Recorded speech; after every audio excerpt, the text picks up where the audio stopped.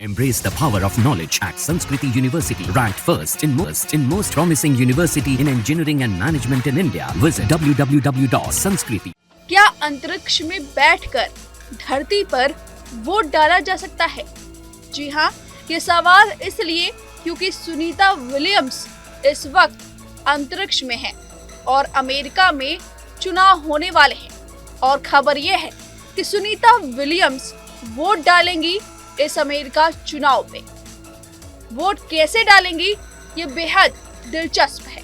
Sunita Williams पिछले 100 दिनों से अंतरिक्ष की यात्रा कर रही हैं। अब आप सोचेंगे कि अंतरिक्ष यात्री वोट डालने की योजना बना तो रहे हैं, लेकिन इसमें बड़ी बात क्या है?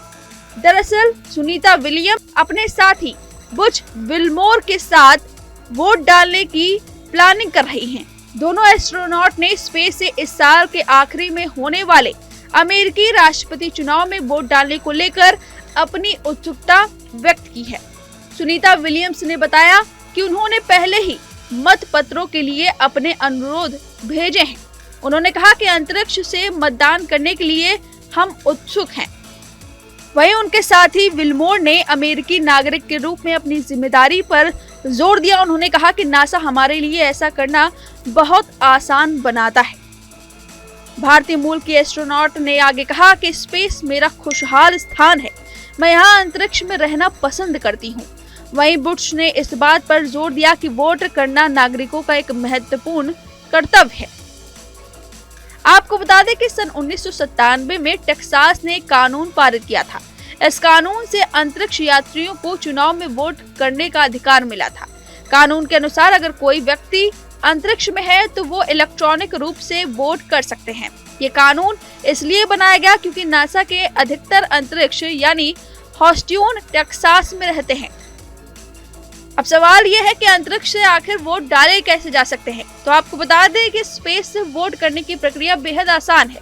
मतदान करने से पहले अंतरिक्ष यात्री तैयारी करते हैं कि वे जिस चुनाव में भाग लेना चाहते हैं उसके लिए सभी पेपर वर्क पूरा हो चुका हो। इसके बाद नासा के मिशन कंट्रोल सेंटर से एक सुरक्षित इलेक्ट्रॉनिक बैलेट उन्हें भेजा जाता है। फिर अंतरिक्ष यात्री को ईमेल के जरिए बैलेट मिलता है।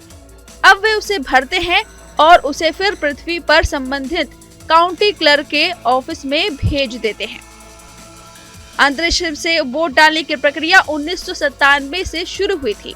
डेविड वोल्फ ऐसे पहले अंतरिक्ष यात्री थे जिन्होंने अंतरिक्ष से वोट किया था।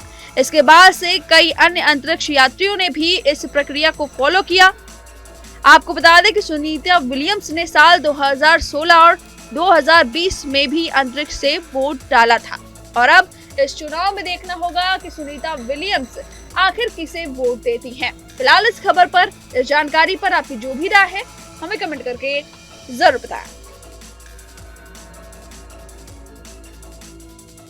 Embrace the power of knowledge at Sanskriti University, ranked first in most promising university in engineering and management in India. Visit www.sanskriti. News nation अब व्हाट्सएप पर खबरों की ताजा अपडेट के लिए न्यूज नेशन के इस QR कोड को स्कैन करें।